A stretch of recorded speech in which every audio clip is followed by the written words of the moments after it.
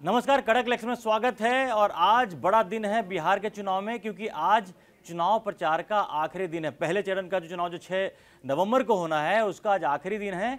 तो जितने भी दल हैं, आज जितनी भी ताकत झोंकना है, आज शाम 5 बजे तक झोंकेंगे। उसके बाद जो चुनाव प्रचार है, ढोल नगाड़े माइक सारे बंद हो जाएंगे। इसके बाद डोर टू डोर कैंपेन लोग कर सकते हैं, सारे कैंडिडेट कर सकते हैं, सारे नेता। लेकिन शोर आज शाम 5 बजे थम जाएगा। और इस पूरे चुनाव प्रचार को अगर आप देखें, जिस तरह का पहला चरण का जो चुनाव होने वाला बिहार में, उसमें अगर आप देखें तो मुद्दा कहीं कोई बड़ा मुद्दा महागठबंधन लेके नहीं आ पाया। हाँ, ये बात जरूर देखने में आई है कि पिछले कुछ दिनों से लगातार जो महागठबंधन है, खासकर Congress party prime minister Narendra Modi को टारगेट कर रही है, उनको गालियां दे रही है, जो भी कर रहे हैं, जिस भाषा का शब्द का इस्तेमाल कर रहे हैं और तमाम जो वो करके। लेकिन नीतीश सरकार के खिलाफ कोई बड़ा मुद्दा अभी तक नहीं जो ढूंढ पाए। राहुल गांधी ने जो वोट चोरी का मुद्दा उठाया था और जो मुद्दा फ्लैट हो गया, जिसको उनके खुद गठबंधन के साथी तेजस्वी यादव भी उसको मुद्दा नहीं मानते हैं, उस मुद्दे के अलावा कांग्रेस के हाथ कोई मुद्दा नहीं लगा है। मिला जुला की स्थिति यही रही है कि अगर हम चुनाव प्रचार जो आज खत्म होने वाला है, अब तक का चुनाव प्रचार का ठीक से आकलन करें तो महागठबंधन के पास कोई भी ऐसा धारदार मुद्दा नहीं रहा जो नीतीश कुमार को कटघरे में खड़ा कर सके और जनता के बीच में एक्सपोज करने का जो बातें करते हैं, मुद्दे के जरिए तो नहीं कर पा रहे हैं। हाँ, बातें कर रहे हैं, लुभाने की कोशिश भी कर रहे हैं। तो अब महागठबंधन के पास या एनडीए के पास भी, चूंकि अगर उनको भी दोबारा अगर सरकार बनानी है, तो उनके पास भी चुनाव प्रचार का जो पहले चरण के चुनाव प्रचार का आज आखिरी दिन है। प्रशांत, यही देखिए, जब अभी कल शाम में मैंने सुना कि मल्लिकार्जुन खड़गे जो कांग्रेस पार्टी के राष्ट्रीय अध्यक्ष हैं, उन्होंने प्राइम मिनिस्टर मोदी को बोला कि झूठ के सरदार हैं, तमाम जो चीजें होकर के आए। इसके पहले राहुल गांधी भी 2-3 राउंड में प्राइम मिनिस्टर को अपशब्द बोल चुके हैं। तो मिला जुला के इनकी कहानी बस यही है कि प्राइम मिनिस्टर भी जरा सोचिए, चुनाव बिहार का है, सरकार नीतीश कुमार की है, सीएम नीतीश कुमार है, लेकिन निशाने पे पीएम मोदी। इसका मतलब साफ दिख रहा है जनता के सामने क्या लेकर गए हैं। इसका मतलब ये भी साफ है कि आखिर ऐसा क्यों करना पड़ रहा है। देखिए, हमेशा से एक विज्ञान का नियम है, एक्शन का रिएक्शन। तो वो ये जो रिएक्शन विपक्ष का आ रहा है, प्रधानमंत्री नरेंद्र मोदी पर जो रिएक्शन विपक्ष का आ रहा है, इसका मतलब समझिए कि एक्शन क्या हो रहा है। मतलब ये कि प्रधानमंत्री नरेंद्र मोदी के चेहरे पर भले ही विधानसभा का चुनाव हो रहा हो, वोट डल रहा है, ये विपक्ष को महसूस हो रहा है।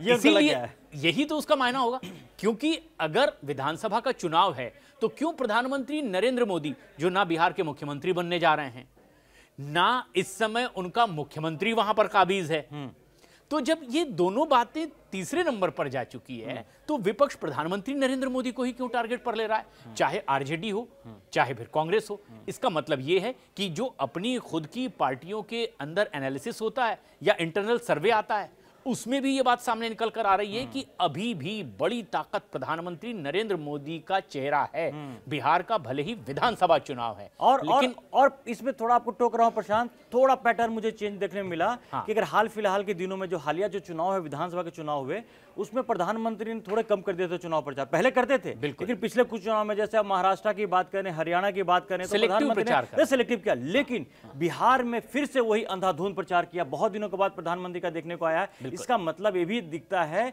कि प्रधानमंत्री के पास भी इस बात का फीडबैक है कि उनके चुनाव प्रचार करने से और जो एनडीए की सीटें बढ़ेंगी। और जिस तरह का जो रोड शो पटना में हुआ है, वो अपने आप में बहुत बड़ी वो दिखा, उसका झांकी उसकी देख ली है, और वो ताकत दुनिया को दिख रही है। और तकरीबन 14 सीटों के आसपास ये असर वाला रोड शो था, जो वहां पर ये असर करेगा, सीधे सीधे 14। और साफ तौर पर ये देखिए कि दो तरह से होता है। एक तो खुद प्रधानमंत्री किस तरीके की उन चुनावी रैलियों में अपनी शिरकत करते हैं, उनके कितने कार्यक्रम होते हैं। लेकिन दूसरा पहलू इसका भी ये भी होता है हर राजनीतिक दल में, कि जहां जहां उनके स्टार प्रचारकों की लिस्ट पहुंची है, उसमें उन उम्मीदवारों की, उस क्षेत्र के कार्यकर्ताओं की सबसे बड़ी डिमांड क्या आ रही है कि किसे भेजने से बहुत ज्यादा असर होगा।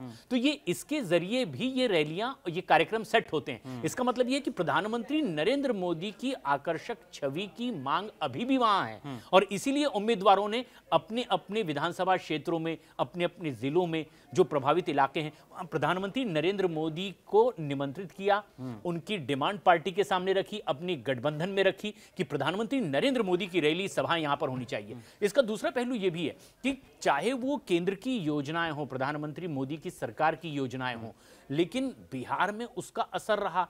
क्या इसका मतलब यह है कि विधानसभा का चुनाव हो रहा है, लेकिन केंद्र की योजनाओं का असर दिखाई दे रहा है, और इसलिए विपक्ष पीएम मोदी को सीधे निशाने पर ले रहा है। क्या ये माना जाए कि ये भले ही चुनाव विधानसभा का है, लेकिन केंद्र की जो जनहितकारी योजनाएं हैं, क्या वो विधानसभा चुनाव में इतना ज्यादा असर कर रही है कि विपक्ष को टारगेट पर लेना पड़ रहा है? और एक बात इसमें और जोड़ दूं मैं प्रशांत, की जनरली क्या होता है कि जहां भी बीजेपी के पास कोई सीएम के लिए ऐसा कोई चेहरा नहीं होता, चेहरा कमजोर होता स्टेट लेवल पे, तो हमेशा प्रधानमंत्री नरेंद्र मोदी को आगे क्या आता है। आपको हाल का एग्जांपल दे दूं दिल्ली का, जब दिल्ली का जो चुनाव हो रहा था तो अरविंद केजरीवाल बहुत बड़े चेहरे थे, उनके सामने बीजेपी के पास कोई भी ऐसा चेहरा नहीं था जो उनके अगेंस्ट में खड़ा कर सके।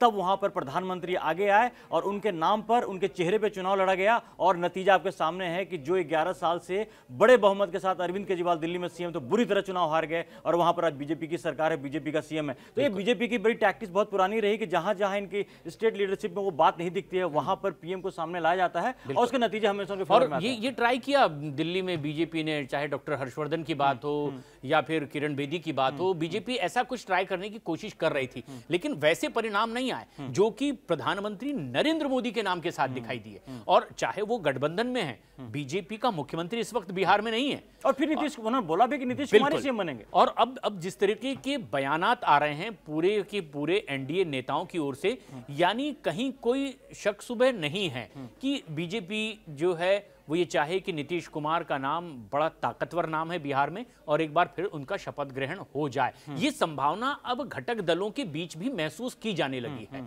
लेकिन सबसे अब अहम बात यह है कि ये जो मुद्दे बन रहे हैं ये किस तरह के मुद्दे हैं, जबकि चुनाव प्रचार खत्म हो रहा है, 121 सीटों के लिए चुनाव प्रचार का आखिरी दिन, और ऐसे में मुद्दे सेट हो जाने होते हैं और जनता तक मुद्दे पहुंचा दिए जाने बता दे ये वो 121 जो हैं वो क्षेत्र हैं जहां पर पिछली बार महागठबंधन का पलड़ा भारी था। और जिस तरह के कुछ सर्वे भी जो आ रहे हैं उसमें भी दिखाया जा रहा है कि इंडिया इस बार आगे है। अगर पहले राउंड के चुनाव में अगर इंडिया आगे रहती है तो ये मान के चलिए कि चुनाव के नतीजे बहुत अप्रत्याशित होने वाले हैं, बड़ा क्लियर है। और उसमें भी बड़ी चालाकी से साथ और बड़े स्मार्टली बीजेपी, देखिए हम शुरू से बात करते आए हैं कि इस पूरे चुनाव में बीजेपी और एनडीए ने बड़े ही रणनीतिक तरीके से साधा अपनी चीजों को, अपने जो भी उनको मुद्दे लाने थे, जिनको भी करना था आगे करना। अमित शाह ने कमान संभाली वहां पर, प्रधानमंत्री लगातार गए हैं वहां पर। ये बहुत दिनों बाद देखने को मिला है कि बीजेपी के 3 जो सबसे बड़े चेहरे थे, प्रधानमंत्री नरेंद्र मोदी, केंद्रीय गृह मंत्री अमित शाह और यूपी के सीएम योगी आदित्यनाथ, इन तीनों का बहुत ही अग्रेसिव वहां पर प्रचार हुआ, चुनाव प्रचार हुआ है।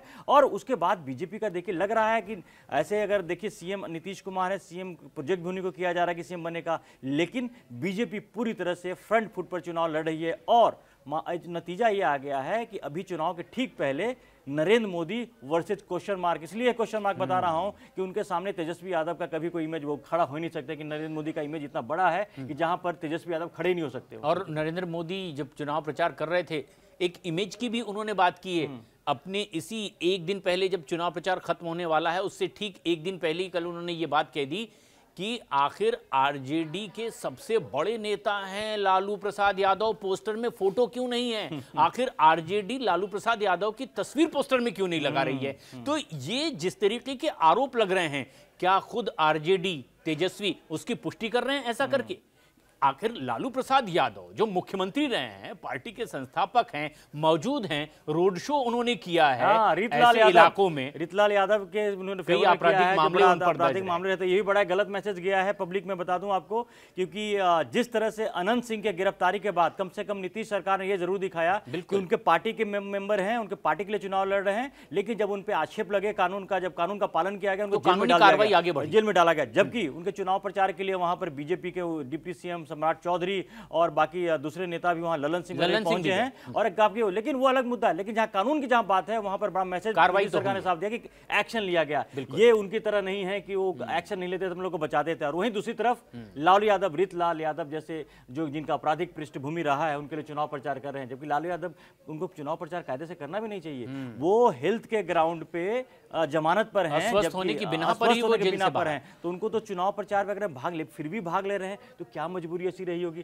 तो तमाम जो चीजें हैं वो कहीं ना कहीं दिखा रही हैं कि महागठबंधन के अंदर बहुत इनकंफर्टेबल होने की स्थिति है। और ये पूरा जो चुनाव है ना, नरेंद्र मोदी वर्सेस कौन हो गया है। नीतीश कुमार बेशक बिहार के सीएम के कैंडिडेट के तौर पर किए जा रहे हैं, लेकिन चुनाव प्रचार जिस तरीके से चल रहा है वहां पर नरेंद्र मोदी बिल्कुल सामने आके खड़े हो गए हैं। ये सबसे बड़ी प्रॉब्लम महागठबंधन के सामने दिख रही है। और ये बात साफ हो गई है पूरे बिहार में कि किस तरीके से नीतीश के ऊपर जो व्यक्तिगत तौर पर भ्रष्टाचार के आरोप नहीं लगे, प्रधानमंत्री नरेंद्र मोदी भ्रष्टाचार के आरोपों से बिल्कुल परे रहे हैं। वहीं दूसरी तरफ आरजेडी और कांग्रेस ये दोनों ही भ्रष्टाचार के आरोपों से लगातार घिरते रहे, खासतौर पर जो इनकी प्रमुख परिवार हैं दलों के, इनको लेकर के बीजेपी जेडीयू लगातार हमलावर है। और रैलियों में ये बात कही भी गई है कि ये परिवारवाद की प्रतीक भी बने और भ्रष्टाचार के। अब सवाल ये भी पूछ लिया गया कि लालू यादव जो है वो ये चाह रहे हैं, घोषणा भी कर रहे हैं कि मेरे बेटे को इस बार सीएम बना दिया जाए, लेकिन उनके बेटे अपने पिता की तस्वीर तक लगाने को तैयार नहीं है।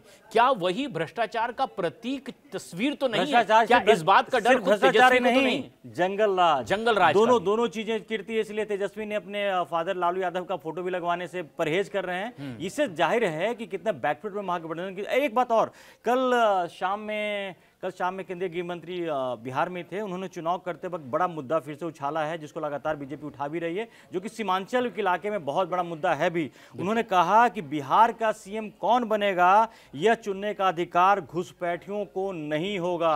ये देखिए 2 लाइन का स्टेटमेंट है, ये बहुत बड़ी बात है। और ये साफ तौर पर इशारा है कि जिस तरह से वहां पर जो SIR हुआ और वोट कटे हैं, वहां पर जो अनऑथराइज जो वोटर लिस्ट में जिनके नाम थे और बाकी जो चीजें थे, ये बहुत बड़ा मुद्दा है। और ये कह के अमित शाह ने बड़ा संकेत साफ दे दिया है कि जिन इलाकों में महागठबंधन आपके बड़ा मजबूत भी समझ रहा है, वहां भी बीजेपी बहुत तगड़ी लड़ाई देने के लिए तैयार है। बिल्कुल, और बीजेपी ने तो कह दिया है। अब इसकी पुष्टि के लिए ना सिर्फ बीजेपी सीमांत इलाके में, इस सीमांचल के इलाके में ये बात कह रही है, बल्कि असदुद्दीन ओवैसी ने भी इसी इलाके में रैली करते हुए सिर्फ 2 दिन पहले ही तेजस्वी को घेरा है। उन्होंने कहा है कि अगर इस तरीके की दाढ़ी और टोपी वाले बयानात वो दे रहे हैं और चरमपंथी अगर उन्हें कह रहे हैं, तो फिर ये तो सीधे सीधे एकजुट होने की जरूरत यहाँ पर है।